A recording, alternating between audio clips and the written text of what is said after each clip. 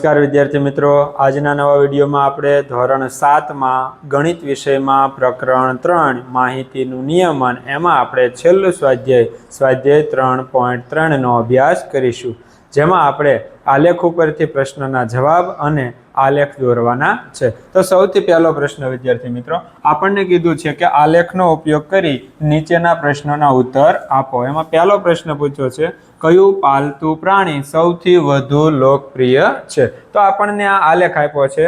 આ આલેખમાં આપણે જોવાનું છે કે કયું પાલતુ પ્રાણી સૌથી વધુ લોકપ્રિય છે। તો જો અહીંયા કૂતરું છે, તો કૂતરાનો આલેખ ક્યાં સુધી છે? તો કે અહીંયા સુધી, એટલે ત્યાં કેટલા અંકો છે? તો કે 8।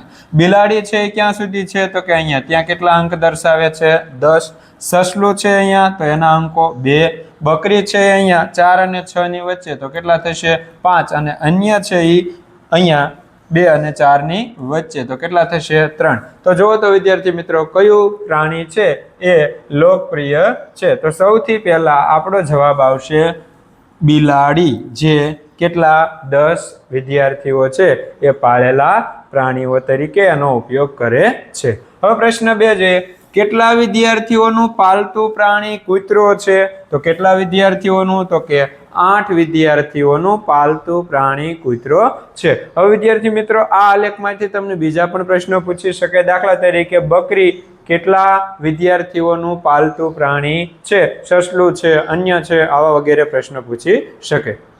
ચાલો વિદ્યાર્થી મિત્રો, પ્રશ્ન 2 વિશે અભ્યાસ કરીએ। પ્રશ્ન નંબર 2 માં આપણને એક આલેખ આપેલો છે અને આલેખ ઉપરથી પ્રશ્નોના જવાબ આપણે આપવાના છે। તો સૌથી પહેલા આલેખ સમજીએ। તો કે આલેખમાં સૌથી અગત્યની માહિતી કે x અક્ષ ઉપર વર્ષ આપવામાં આવ્યું છે, y અક્ષ ઉપર પુસ્તકોની સંખ્યા આપવામાં આવી છે અને પ્રમાણ માપ છે એ 1 સેમી બરાબર 100 ચોપડીઓ લેવામાં આવેલી છે। તો સૌથી પહેલા આપણે પહેલો પ્રશ્ન કીધો છે કે 1989, 90 અને 92। તો 1989, 1990 અને 1992 ના દરેક વર્ષમાં કેટલા પુસ્તકો વહેંચાયા છે? એનો મતલબ આ ત્રણેય વર્ષમાં કેટલા પુસ્તકો વહેંચાણેલા છે? તો 1 સેમી બરાબર 100, એનો મતલબ આ 0 થી 1 સેમી એટલે અહીં સુધીમાં 100 ચોપડીઓ છે। તો અહીંયા 200 થી થોડુંક નીચે છે, એટલે અહીંયા આપણે જો ધ્યાન રાખીએ પ્રમાણમાં પ્રમાણે, તો અહીંયા 175 પુસ્તકો 200 કરતા થોડુંક નીચે। પછી અહીંયા 1990 માં 500 કરતા થોડુંક નીચે છે, એટલે 475। પછી 1991 માં 300 કરતા થોડુંક નીચે છે, એટલે 275। ત્યારબાદ અહીંયા 1992 માં 200 કરતા થોડુંક ઉપર છે, એટલે 225। અને 1993 માં 600 કરતા થોડુંક નીચે છે, એટલે 575। તો સૌથી પહેલા આપણે આ દરેક વર્ષમાં વેચાયેલા પુસ્તકોની સંખ્યા લખી નાખીએ। હવે આપણને એવું કીધું છે કે 1989, 90 અને 92। તો 1989 માં 175, 1990 માં 475 અને 1992 માં 225 પુસ્તકો વેચવામાં આવ્યા। બીજો પ્રશ્ન, કયા વર્ષમાં આશરે 475 અને કયા વર્ષમાં 225? તો 475 કયા વર્ષમાં? તો કે 1990 ના વર્ષમાં। કયા વર્ષમાં? તો કે 1990 ના વર્ષમાં 475 અને 225 ક્યારે? તો કે 1992 ના વર્ષમાં 225 પુસ્તકો વેચવામાં આવ્યા। ત્રીજો પ્રશ્ન, કયા વર્ષમાં 250 કરતા ઓછા પુસ્તકો વેચાયા? તો 250 કરતા ઓછા કયા કયા કહેવાય? તો કે 175 અને 225। તો કયા વર્ષમાં? તો કે 1989 અને 1992। એટલે આ પ્રશ્નમાં 1989 અને 1992। અહીંયા 475 કયા વર્ષમાં આવશે? તો કે 475 વાળું વર્ષ કયું છે? તો કે 1990। 225 પુસ્તકો વાળું કયું છે? તો કે 1992। છેલ્લો પ્રશ્ન શું આપ્યું છે? તો કે 1989 ના પુસ્તકોનો અંદાજ કેવી રીતે મેળવશો? તો 1989 છે એ 200 સેમી કરતા થોડુંક નીચે છે, એટલે કે અહીંયા 25 પ્રમાણે જો 475, 275, 225, 575, તો અહીંયા જે 150 અને 200 એ બેની વચ્ચે છે, એટલે અહીંયા આપણે 175 છે પુસ્તકો એવો અંદાજ કાઢી શકીએ।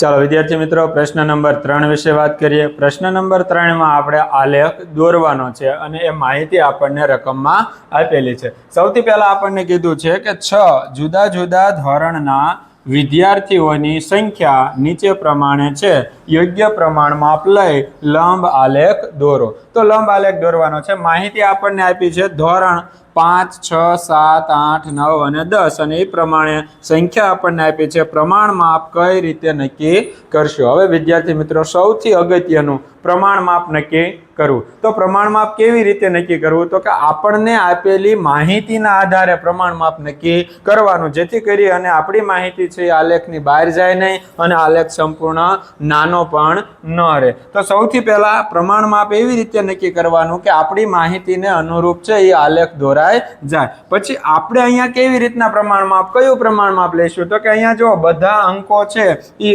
5 ના ગુણાંકમાં અથવા મોટા ભાગના 10 ના ગુણાંકમાં છે અને 2 છે એ 5 ના ગુણાંકમાં છે. તો આપણો આલેખ છે એ 5 સેમી, 5 ખાના વાળો અને 10 ખાના વાળો બે પ્રકારનો હોઈ શકે. અહીંયા આપણો આલેખ છે એ 10 ખાના વાળો છે, એટલે અહીંયા 5 ખાના અહીંયા સુધી, અહીંયા 5 ખાના અહીંયા સુધી. તો સૌથી પહેલા આપણે એક આડી રેખા દોરશું, એને x અક્ષ નામ આપશું.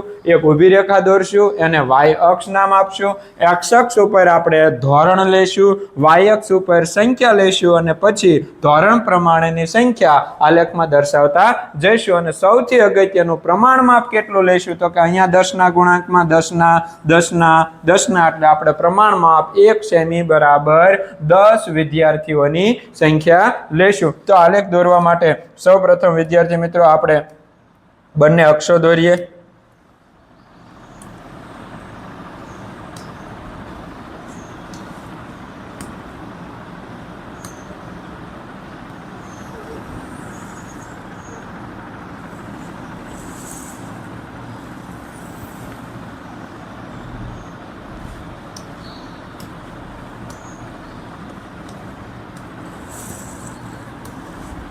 અહીંયા જે આપણે આડી રેખા દોરી છે એને આપણે x અક્ષ નામ આપશું. જે ઊભી રેખા દોરેલી છે અને આપણે y અક્ષ નામ આપશું. x અક્ષ ઉપર આપણે ધોરણ લીધેલા છે એટલે અહીંયા આપણે લખશું ધોરણ. y અક્ષ ઉપર આપણે વિદ્યાર્થીઓની સંખ્યા લીધી છે એટલે અહીંયા લખશું વિદ્યાર્થીની સંખ્યા.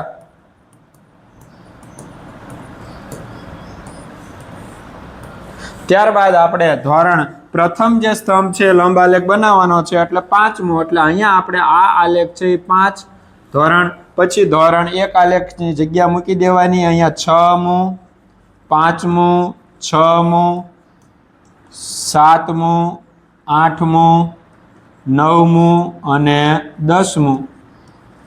તો 5મું જે ધોરણ છે તેનો આલેખ ક્યાં સુધી લઈ જવાનો? તો કે 135. તો 135 ક્યાં આવે? તો કે અહીંયા પ્રમાણમાં આપણે દર્શાવી દઈએ. અહીંયા સૌથી પહેલા કેટલા? 10, પછી 20, 30, 40, 50, 60, 70, 80, 90, 100, 110, 120, 130 અને 140. તો સૌથી પહેલા અહીંયા જમણી બાજુએ ઉપર લખી નાખવાનું. શું લખી નાખવાનું? પ્રમાણ માપ. કેટલું લીધું? તો કે ક્યાં લીધું? તો કે y અક્ષ પર. કેટલું? તો કે 1 સેમી બરાબર 10 વિદ્યાર્થીઓ.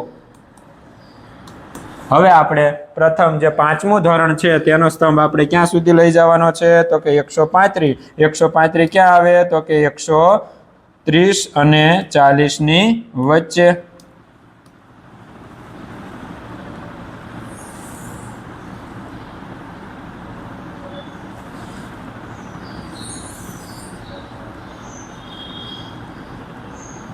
આ રીતનો આપણો પ્રથમ સ્તંભ થશે. ત્યારબાદ છઠ્ઠું 120 એટલે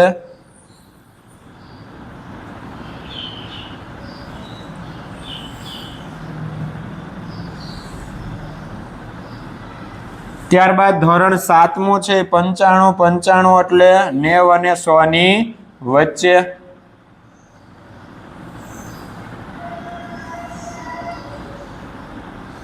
ત્યારબાદ 8મું 100.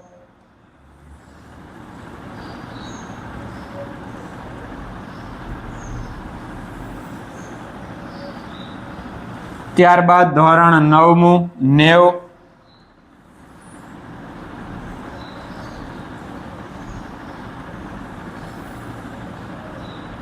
ત્યારબાદ ધોરણ 10મું 80,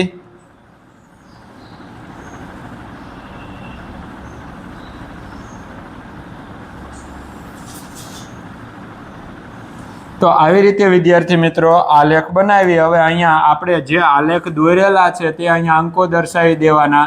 135, 120, 95, 100, 90 અને 80.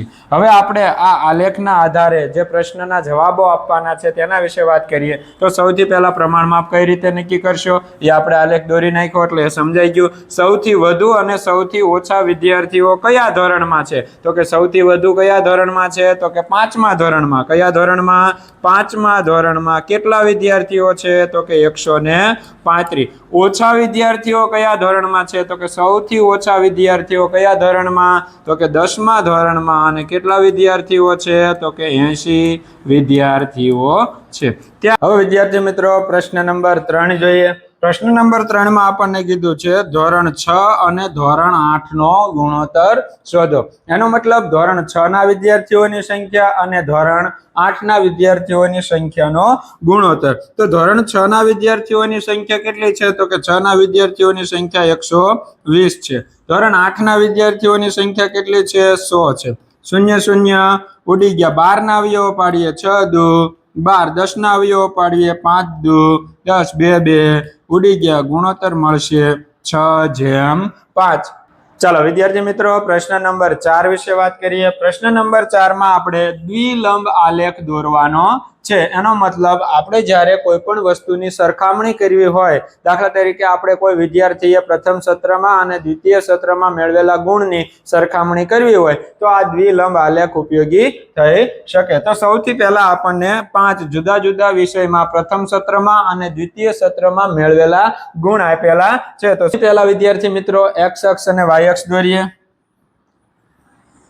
આલેખમાં આપણે આડી રેખા છે અને x અક્ષ નામ આપીએ છીએ અને ઊભી રેખા છે અને y અક્ષ નામ આપીએ છીએ.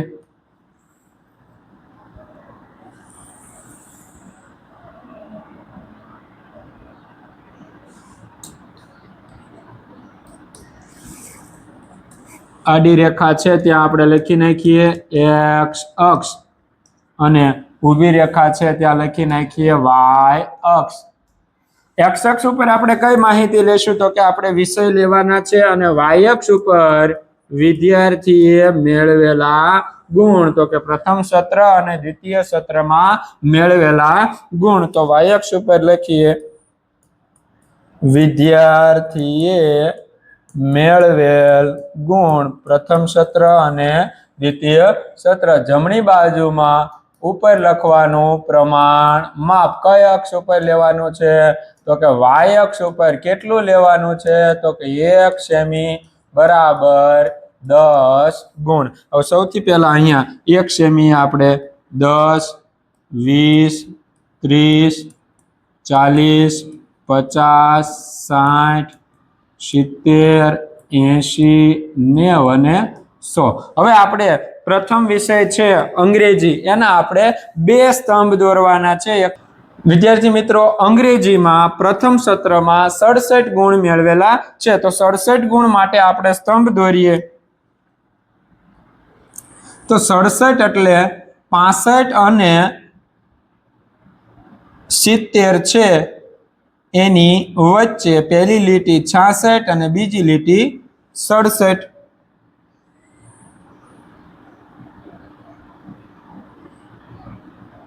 પછી દ્વિતીય સત્રમાં 70 માર્ક છે. તો 70 માર્ક માટે આપણે બીજો સ્તંભ છે એ 70 સુધી લઈ જવો પડશે.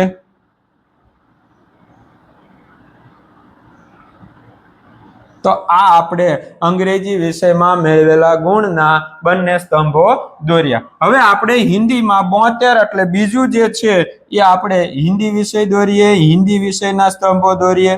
તો કે હિન્દીમાં પ્રથમ સત્રમાં 72 એટલે 70 પછી પહેલી લાઈન અને બીજી લાઈન.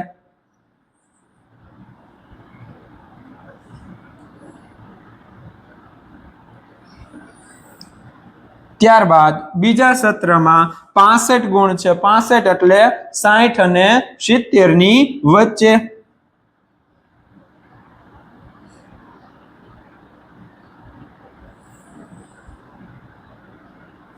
અહીંયા આપણે મેળવેલા માર્ક પણ લખી નાખશું. પહેલામાં અહીંયા 67, અહીંયા 70, ત્યારબાદ 72 અને 65. હવે ત્રીજો વિષય આપણે ગણિત દર્શાવવાનો છે. ગણિતમાં પ્રથમ સત્રમાં 88 અને બીજા સત્રમાં 95. તો 88 એટલે 90 થી નીચે, પણ 85 પછી 86, 87, 88 એટલે આપણે ઈ લાઈન પ્રમાણે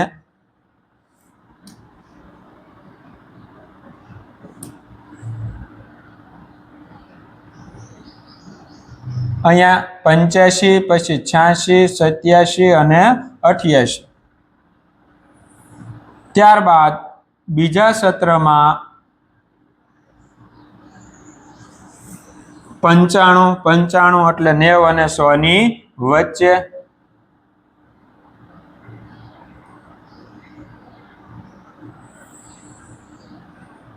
તો અહીંયા માર્ક લખી નાખીએ. એકમાં 88 અને એકમાં 95. ચોથો વિષય છે વિજ્ઞાન. તો વિજ્ઞાનમાં મેળવેલા માર્ક લખીએ.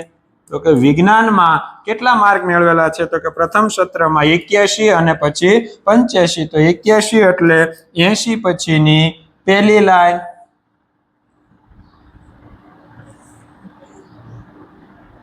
બીજા સત્રમાં 85 છે એટલે કે 80 અને 90 ની બિલકુલ વચ્ચે. એટલે વિજ્ઞાન વિષયમાં 81 અને 85. તો અહીંયા પ્રથમ સત્રમાં 81, બીજા સત્રમાં 85. ત્યારબાદ સામાજિક વિજ્ઞાનમાં 73 અને 75. તો અહીંયા આપણે વિષય લખીએ સામાજિક વિજ્ઞાન.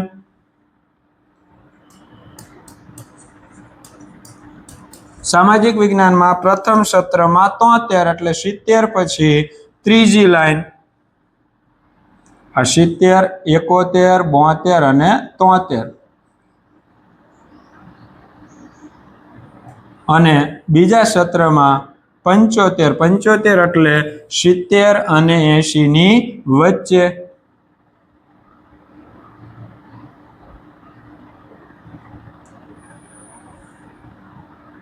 તો બંનેના માર્ક લખી નાખીએ. 73 અને 75. હવે વિદ્યાર્થી મિત્રો થોડુંક તમારે અલગ પાડવા માટે પ્રથમ સત્રમાં છે કોઈક ડિઝાઇન કરવી હોય તો લખી શકો કે પ્રથમ સત્રનું બોક્સ છે એ દાખલા તરીકે આ રીતનું ડિઝાઇન વાળું છે, અને દ્વિતીય સત્ર છે એ એમ નામ ખાલી રાખો તો પણ ચાલે. એટલે પ્રથમ સત્રનો જે આલેખ હશે એમાં આપણે આ રીતની ડિઝાઇનો જોવા મળશે. એટલે કે તમારી રીતના ડિઝાઇન બનાવી શકો છો. પ્રથમ સત્રની આપણે ડિઝાઇન વાળું છે એ આલેખ દોરીએ છીએ, સ્તંભ દોરીએ છીએ, અને દ્વિતીય સત્ર છે એ એમ નામ ખાલી આલેખ છે એ દોરીએ છીએ.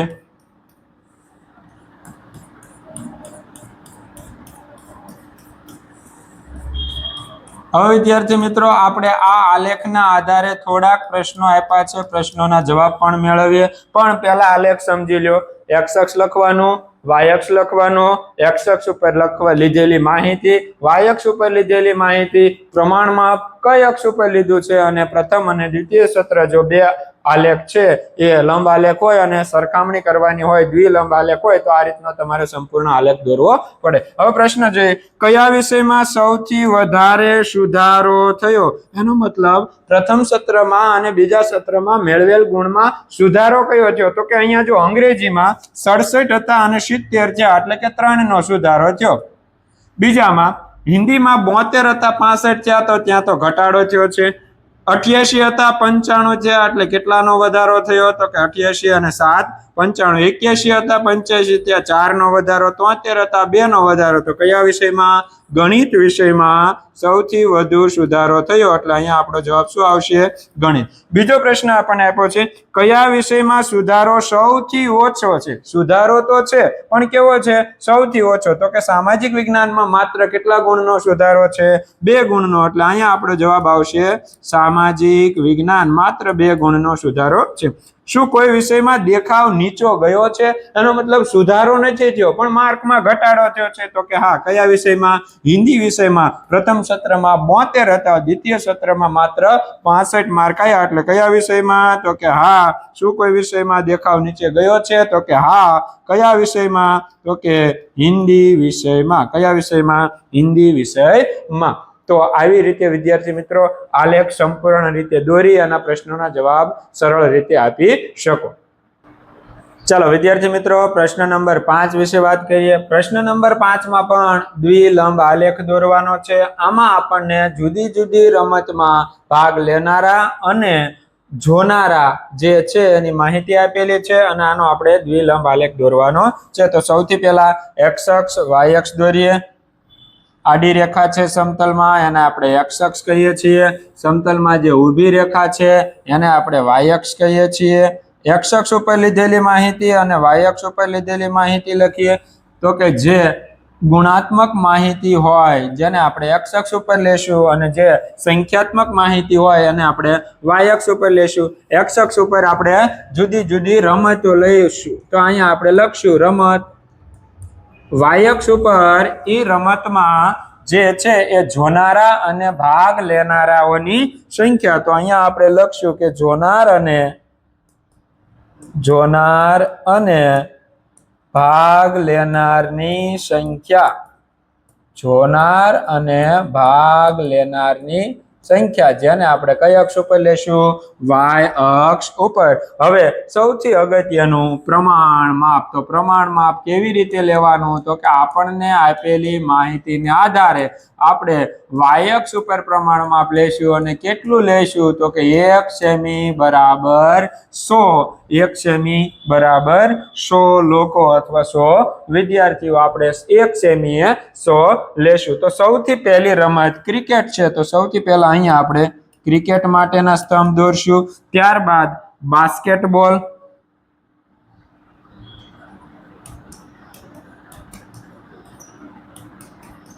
ત્યારબાદ સ્વિમિંગ, ત્યારબાદ હોકી અને છેલ્લે એથ્લેટિક્સ.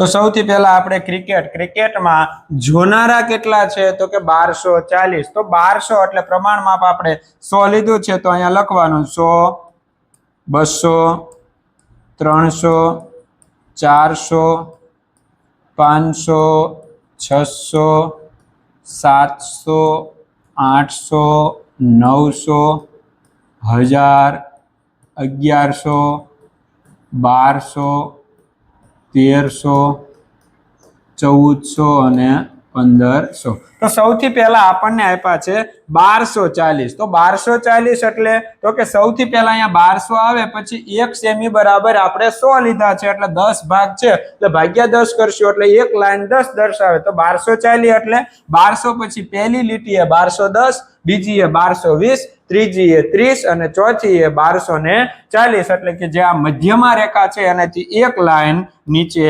આવશે 1240. ત્યારબાદ એમાં ભાગ લેનાર વિદ્યાર્થીઓની સંખ્યા કેટલી છે?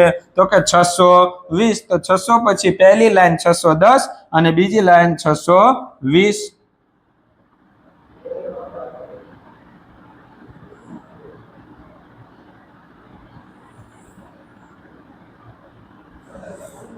હવે આપણે બાસ્કેટબોલ. તો બાસ્કેટબોલમાં 470. તો 470 એટલે 450 પછી બે લાઈન. આ આપણે 450 પછી 60 અને 70. ત્યારબાદ આપણને ભાગ લેનારા આપ્યા છે 320, તો 300 પછી પહેલી લાઈને 10 અને બીજી લાઈને 20. ત્યારબાદ સ્વિમિંગ, તો એમાં ભાગ લેનારા જોનારા છે 510, તો 500 પછીની પહેલી લાઈન એટલે 510 અને ભાગ લેનાર છે એની સંખ્યા સ્વિમિંગમાં આપણને આપી છે 320, તો 300 પછીની બીજી લાઈન, આ 300 પછી 10 અને 20. ત્યારબાદ હોકીમાં જોનારા છે 430, તો 400 પછી ત્રીજી લાઈન એટલે 10, 20 અને 30, આ 400, 10, 20 અને 30. ત્યારબાદ એમાં ભાગ લેનારા 250, તો 200 અને 300 ની બિલકુલ વચ્ચે.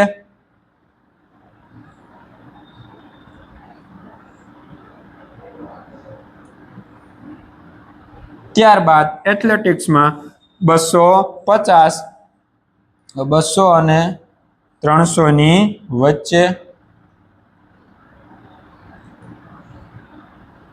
ત્યારબાદ ભાગ લેનારામાં 105, હવે જો ધ્યાન આપજો, 105 એટલે 100 પછીની પહેલી લાઈન છે 110 થઈ જાય છે, તો પહેલી લાઈનમાં પણ બરાબર મધ્યમાં એટલે 100 પછી પહેલી લાઈન.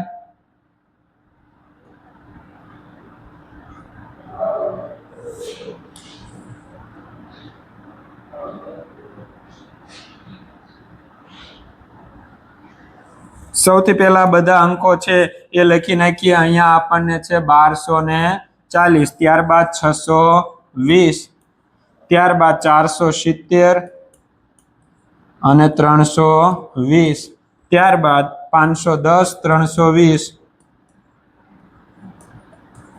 ત્યારબાદ 430, 250, ત્યારબાદ 250 અને 105. આમાં પણ વિદ્યાર્થી મિત્રો દ્વિલંબ આલેખ છે. તો પ્રથમ છે એ જોનારા અને ભાગ લેનારા છે એમાં અલગ અલગ કરી નાખો. તો કે જોનારામાં આપણે ડિઝાઇન છે એ દોરશું અને ભાગ લેનારા છે એ ખાલી રાખશું. તો જોનારામાં છે એ આપણે ડિઝાઇન કરી નાખશું કે જેથી કરી અને ખબર પડે કે આ જોનારા છે અને જે સાદી ડિઝાઇન નથી, પ્લેન છે, તે ભાગ લેનારા છે. તો જે રમત છે એનો પ્રથમ સ્તંભ છે તે આપણે ડિઝાઇન વાળો કરી નાખશું. ત્યારબાદ આપણે પ્રશ્નોના જવાબ આપીશું. પ્રશ્ન વાંચીએ અને એના જવાબ દેતા જે સૌથી પહેલા આલેખ વિશે એટલું સમજી લેવાનું કે સૌથી પહેલા આપણે એક્સ અક્ષ અને વાય અક્ષ, ત્યારબાદ આપણે એક્સ અક્ષ ઉપર લીધેલી માહિતી, વાય અક્ષ ઉપર લીધેલી માહિતી, ત્યારબાદ પ્રમાણમાં વાય અક્ષ ઉપર કેટલું લીધું, ત્યારબાદ દ્વિલંબ આલેખ હોય તો બંને આલેખને, બંને સ્તંભને અલગ પાડી દેવાના. હવે પ્રશ્નના જવાબ આપીએ. તો કે આલેખ પરથી શું વિગત મળે છે? તો કે આ આલેખ પરથી શું વિગત મળે છે? તો કે આ આલેખની અંદર જુદી જુદી રમતમાં ભાગ લેનારા અને જોનારા સ્પર્ધકોની સંખ્યાની માહિતી મળે છે. બીજો પ્રશ્ન આપણને આપેલો છે કે કઈ રમત સૌથી વધુ લોકપ્રિય છે? તો કે લોકપ્રિય કોને કહેવાય? તો કે જે રમત સૌથી વધુ રમાતી હોય અને સૌથી વધુ જોવાતી હોય. તો આ પ્રશ્નનો જવાબ હું ન દઉં તો પણ તમને આવડે, કારણ કે આપણા દેશની અંદર અત્યારે સૌથી મહત્વની રમત કોઈ હોય તો એ કોણ છે? ક્રિકેટ છે. ત્રીજો પ્રશ્ન, જોવું અને ભાગ લેવો કયું વધુ પસંદ છે? તો કે જો દરેકમાં તમે જોશો તો જોનારની સંખ્યા વધારે છે અને ભાગ લેનારની સંખ્યા ઓછી છે, એટલે કયું પસંદ છે? તો કે ભાગ લેવો કરતા જોવું એ લોકોને વધુ પસંદ છે. તો વિદ્યાર્થી મિત્રો, અહીંયા આ સ્વાધ્યાય પૂર્ણ થાય છે. જો આ વિડીયો તમને ગમ્યો હોય તો આ વિડીયોને લાઈક કરો, શેર કરો અને આ ચેનલને સબસ્ક્રાઇબ કરી તમારા મિત્રો સુધી આ વિડીયોને પહોંચાડો, જેથી કરી અને આવતા નવા વિડીયોની નોટિફિકેશન તેમના સુધી અને તમારા સુધી પહોંચતી રહે. આભાર.